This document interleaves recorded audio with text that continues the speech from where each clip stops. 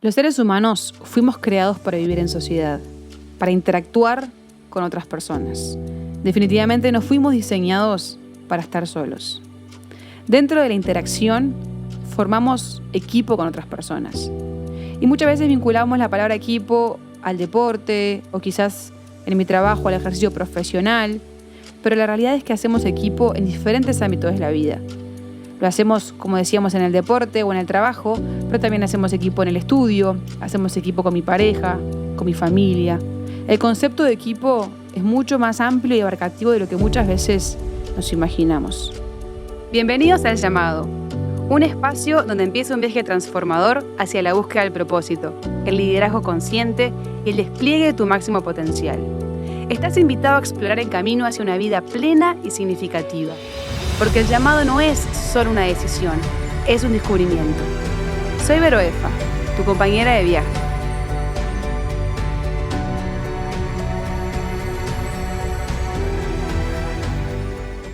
Si vamos a la definición, el equipo es un grupo de personas que trabaja de forma coordinada para lograr un objetivo en común. Cuando hacemos equipo, logramos mejores resultados. Hay una frase que a mí me encanta y que quiero partir sobre esta afirmación para hablar de este tema, que dice lo siguiente: si quieres llegar rápido, ve solo. Si quieres llegar lejos, ve acompañado. De repente, sos esas personas que no le gusta mucho trabajar con otros, ya sea porque no van a tu ritmo, o porque no hacen las cosas con la excelencia que a vos te gustaría, o porque termina dándote más trabajo hacerlo en equipo que hacerlo solo. Este ejemplo se da claro incluso cuando se hace un trabajo en el estudio. Están esas figuras claves que quizás son las que empujan y las que avanzan para poder entregar ese trabajo.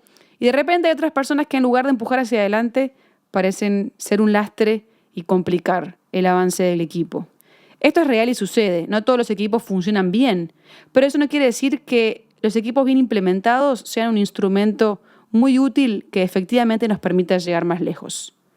Sin embargo, esos equipos que aparentemente no funcionan porque no se llega al objetivo deseado, no quiere decir que no hayan tenido sentido en mi vida, sino que pueden haberme aportado riqueza sin que yo me haya dado cuenta. Y en esto tenemos que recordar que la recompensa no es solamente llegar al destino, sino que también la recompensa es el camino que vamos transitando. Tener que interactuar con otras personas distintas y de hecho personas que capaz que hasta no me caen bien, trabaja muchísimo nuestro carácter. Entonces, hay equipos que capaz no van a llevarte los resultados que vos te imaginás, pero te van a pulir en otras áreas internas que pueden ser incluso mucho más importantes que llegar al propio destino. Formar parte de un equipo trae un montón de beneficios, pero hoy quiero centrarme en dos que son fundamentales. El primer beneficio es que alcanzamos mejores resultados. Hay lugares que sería imposible que llegáramos solos. Necesitamos sí o sí de otras personas. Y en esto quiero profundizar sobre la importancia de que los equipos que formemos, los equipos de los que seamos parte, puedan ser bien heterogéneos, puedan ser bien distintos.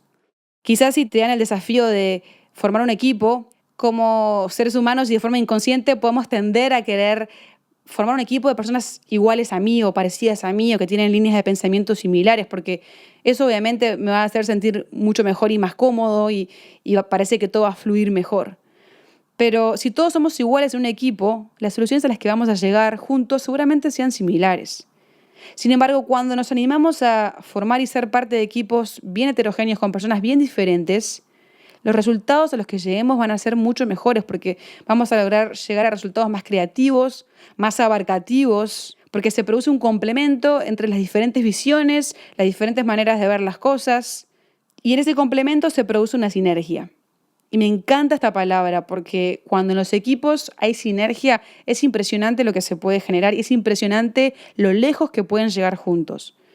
La sinergia es cuando la acción de dos o más personas genera un efecto superior a la sumatoria de las mismas. ¿Qué quiere decir esto? Que 2 más 2 no es 4, sino que 2 más 2 es 5, 6, 10. Esto quiere decir que si yo aporto un 2 y mi compañero aporta un 2, el resultado juntos no va a ser 4, el resultado va a ser mucho más, puede ser 1000, 1.000.000. Entonces, realmente está bueno que busquemos esa sinergia entre las diferentes personas de un equipo porque eso realmente nos va a permitir llegar a mejores soluciones más abarcativas, más creativas y por ende nos va a permitir llegar mucho más lejos.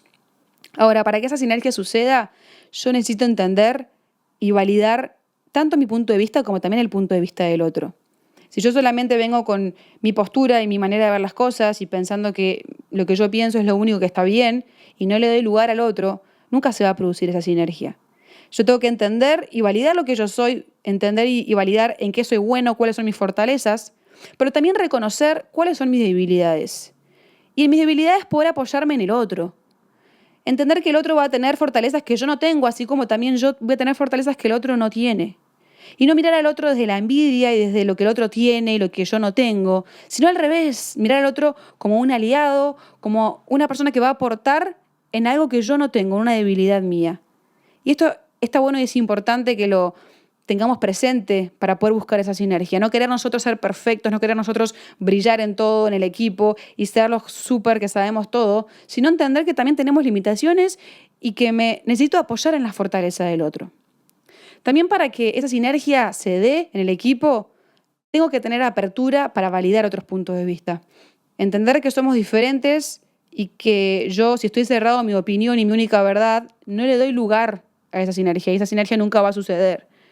Pero hay tanto que podemos aprender del otro y de otros puntos de vista que cuando realmente nos abrimos y tenemos esa apertura, le damos lugar a esa sinergia y ampliamos nuestro observador de la vida. Colón desafió los supuestos de que la Tierra era plana, pero para eso tuvo que tener apertura, tuvo que abrirse a poder ver una óptica distinta a la que él tenía. Cada persona ve el mundo de una forma distinta a los demás. Cada uno de nosotros tenemos lo que llamamos en coaching un observador. Y está bueno preguntarse, ¿cuál es mi observador? ¿Cómo yo me vivo la vida? Como también preguntarse, ¿cuál es el observador del otro y cómo el otro se vive la vida?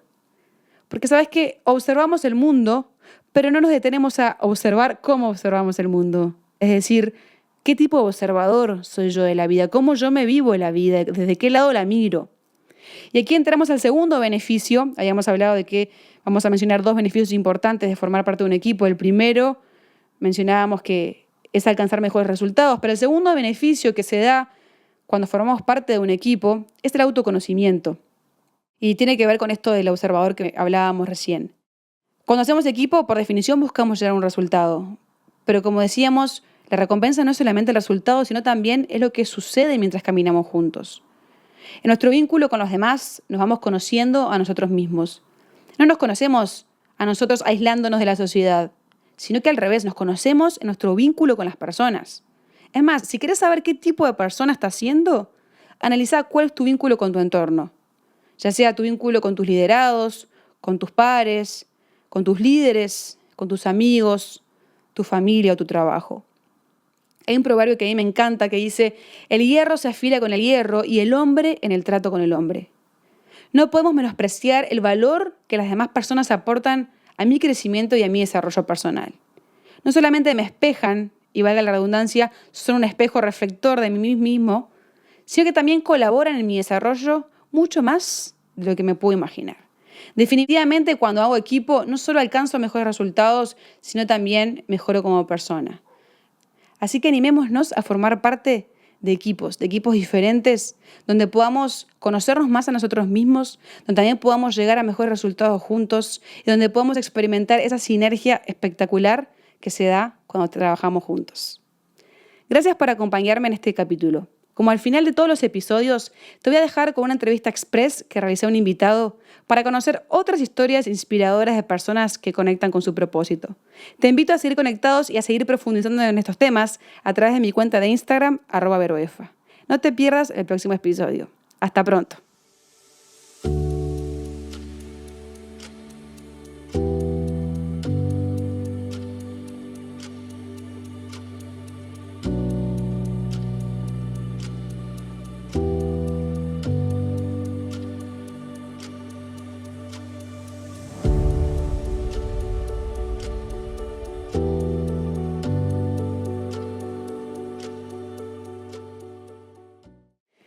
Hoy es una entrevista para mí muy especial porque tengo acá conmigo a una persona que quiero mucho y que para mí es muy importante, que lo conocí en un momento de mi vida donde estaba buscando ser mentoreada y la verdad que fue para mí una enorme bendición poder llegar a él.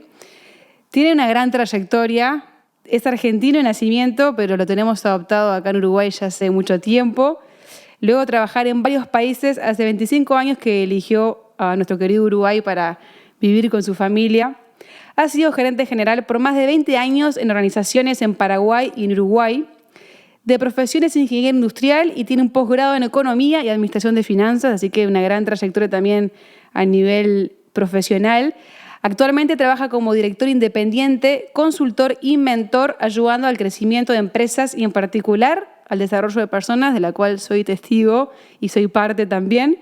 Y también coordina un grupo en el que 15 personas número 1 que lideran diferentes empresas en Uruguay trabajan juntos compartiendo experiencias y apoyándose unos a otros en nuestro querido grupo de Vistage, de quien también tengo el privilegio de ser parte, y la verdad que todos en el grupo somos muy privilegiados de poder ser mentoreados con alguien como vos. Así que bienvenido, Osvaldo, a este tiempo. Bueno, gracias, Vero. Bueno, gracias por invitarme a ser parte de esta serie de podcasts que nos estás regalando. Gracias a vos. Para mí, como decía al principio, Osvaldo, sos un mentor. He aprendido mucho de vos en estos años que nos conocemos. También he visto como todo el grupo en Vistage aprende mucho de vos. Y bueno, sé que no solamente tenés una larga trayectoria a nivel profesional, sino que también siempre he recibido muy buenos consejos a nivel personal. De tu parte, veo en vos una vía integral en ese sentido y por eso me encanta que estés acá en este espacio conmigo. Y ya para empezar, vamos a ir con la primera pregunta que siempre planteamos en este espacio, que tiene que ver con descubrir el propósito. ¿Cuál considerás vos, Osvaldo, que es el primer paso para poder descubrir ese propósito, ese llamado, eso que nos mueve en la vida? Mira, Vero, en mi creencia, creo que el propósito fundamental de nuestra vida, el propósito fundamental del ser humano pasa por la búsqueda de la felicidad. Entonces, algunos encuentran esa felicidad en el hacer o en el tener, algo que yo lo considero más un placer que la verdadera felicidad duradera. Entonces, hoy lo alcanzo, hoy lo obtengo, ya llegué a algo, pero después, ¿qué?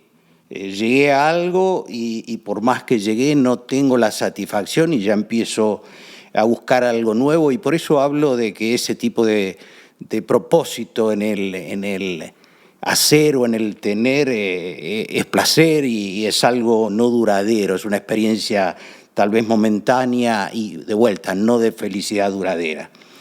Yo creo que la felicidad está más determinada por un estado mental que por esos acontecimientos externos que hacen al hacer o al tener. Yo creo que cuando mayor calma mental tenemos, mayor capacidad de disfrutar la vida tenemos.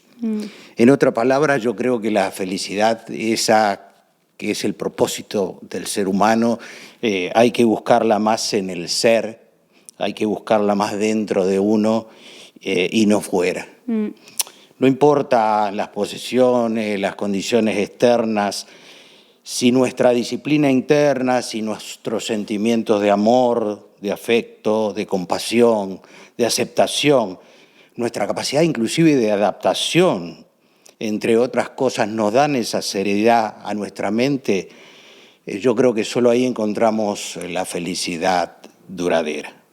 Volviendo entonces a tu pregunta, si tengo que preguntarme algo como primer paso para descubrir mi propósito, para moverme de ese hacer, tener de afuera al interior y al ser, yo me preguntaría ¿para qué? Cuando trato de encontrar mi propósito, cuando trato de encontrar el sentido a mi vida, esa búsqueda de felicidad, creo que preguntarse ¿para qué? ¿Para qué? ¿Y para qué?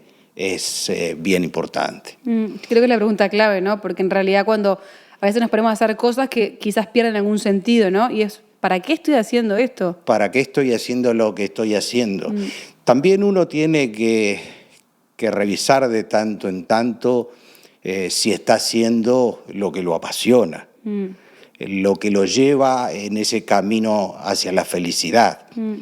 Entonces, preguntarse para qué, darse cuenta que a lo mejor hay un ambiente tóxico, hay sentimientos tóxicos, hay motivaciones tóxicas en lo que está haciendo, tiene que de alguna manera llevarse a replantear si esto es pasajero o coyuntural, bueno, pero si esto tiende a ser permanente, tengo que cambiar porque si no, eso es nocivo, eso puede llevarme a la enfermedad.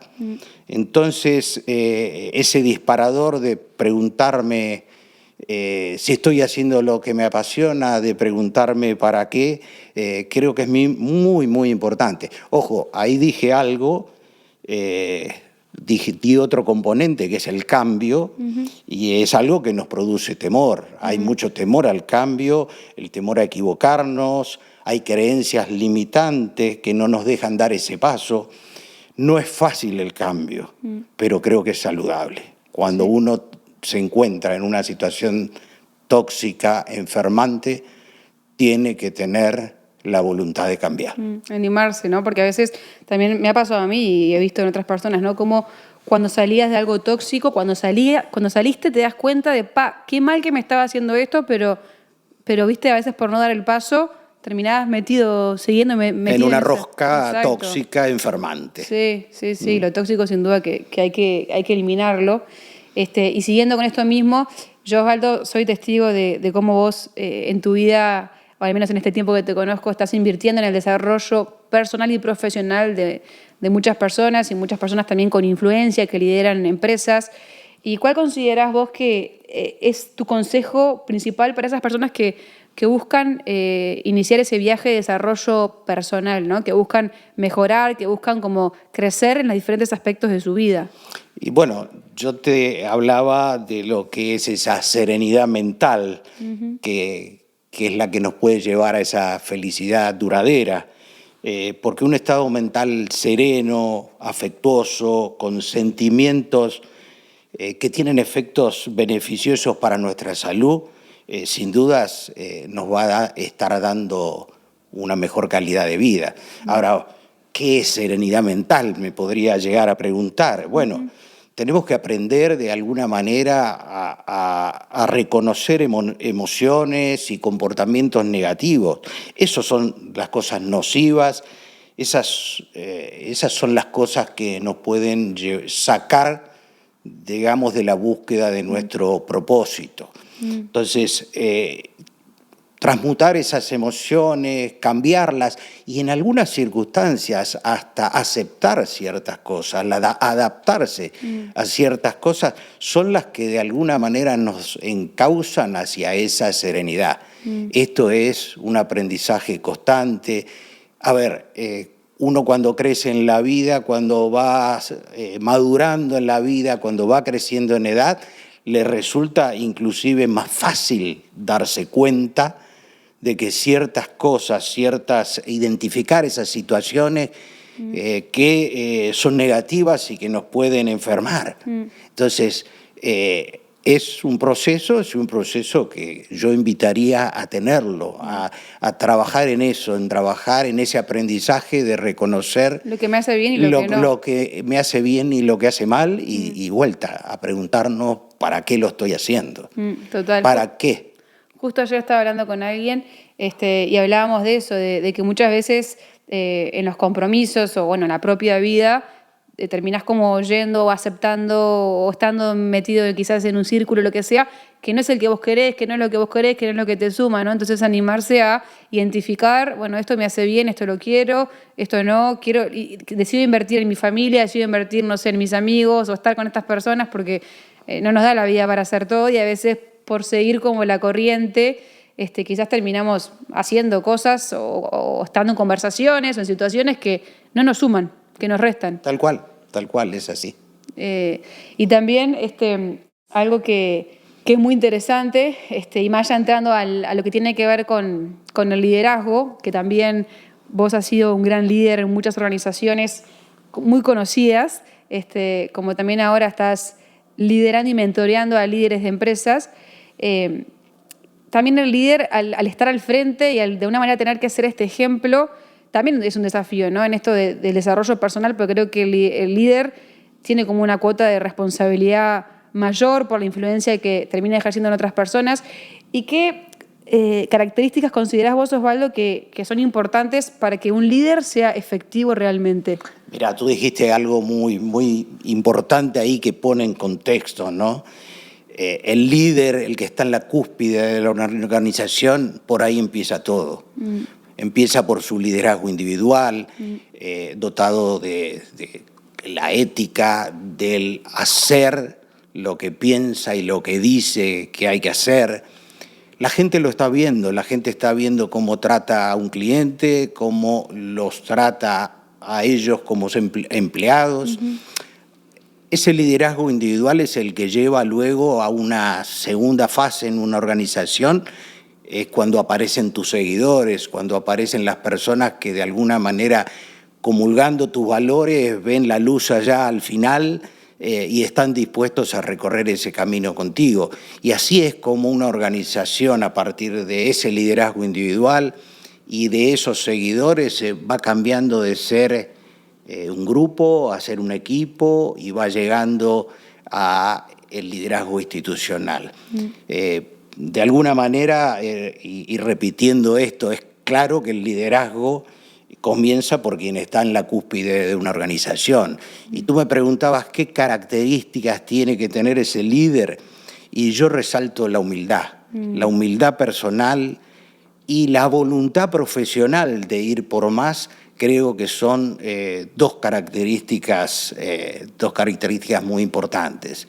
Si un líder se mira al espejo y se pone orgulloso de su éxito, si un líder le interesa más el prestigio personal, no es un líder duradero. No es porque el liderazgo se trata del otro. Ese éxito es el comienzo del fracaso. Un líder humilde es el que siente que puede con todo, pero que no le importa a quién se le atribuye el logro de alcanzarlo. Eso creo que es poderoso. O sea, ese líder es el que todo lo puede lograr. Ahí aparece eso que yo llamo la voluntad profesional, una segunda característica, pero no le importa quién lo logró. No le importa colgarse el cartel de fui yo. Y eso, desde la cúspide de una organización, se transmite en la organización. Eso es, en definitiva, un líder no deja de ser un guía para una organización, un guía que ayuda a convertir ese sueño de lo que queremos ser en una realidad, es el que ayuda a que esos grupos se conviertan en equipos, el que ayuda a que esas personas se desarrollen, el que en definitiva, cuando deja una organización, deja un legado y deja un liderazgo institucional duradero. ¿Por qué? Porque está transmitiendo una cultura.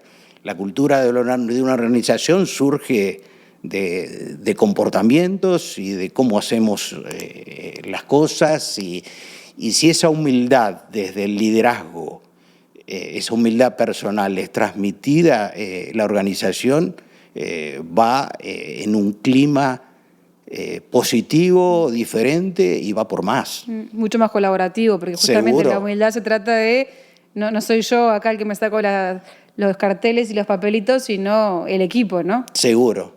Muy colaborativo, y el liderazgo además se trata del otro, no se trata de mí. Sí, por eso ese líder que te decía que se mira en el espejo y ve sus éxitos, no es el líder duradero y no va a transmitir, digamos, una organización exitosa de largo plazo. Sí, totalmente.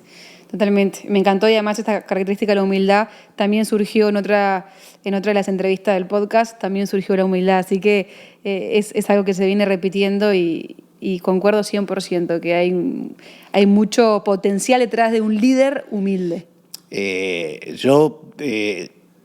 Tal vez palabras de un autor conocido, Jim Collins. Sí, me encanta. Jim Collins habla de, no hace falta, no alcanza con tener capacidad, ser competente, ser eficiente, para lograr que una organización perdure en el tiempo, sea exitosa en el tiempo, no hace falta un liderazgo que tenga sola esa capacidad y esas competencias. Falta un líder con humildad personal y con voluntad profesional. Me encanta y me quedo con esto muy grabado también para incorporar, porque creo que son... A ver, siempre se atribuyen muchas cualidades a los líderes, pero creo que estas que mencionáis, sobre todo la humildad, es una de las grandes que van a hacer la diferencia. Y ya avanzando hacia la última pregunta, Osvaldo, estamos viviendo en un mundo súper estimulado y, bueno, hoy accedemos a un montón de información y un montón de avances tecnológicos y demás que están buenísimos, pero por otro lado también hay un poco de saturación, ¿no? O sea, un poco creo que también todo el entorno y el ecosistema a veces nos termina como saturando.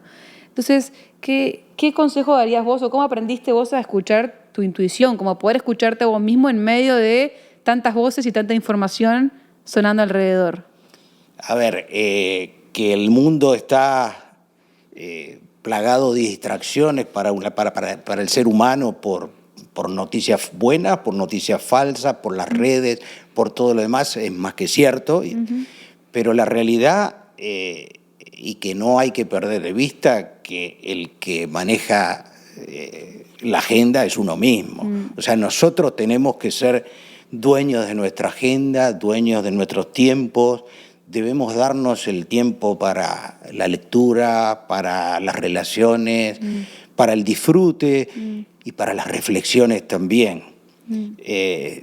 Tú hablabas de intuición. Una respuesta intuitiva es una respuesta no racional. Generalmente se basa en nuestras experiencias, en nuestras creencias, en nuestros valores. Vos estás haciendo una conexión entre la intuición y el propósito.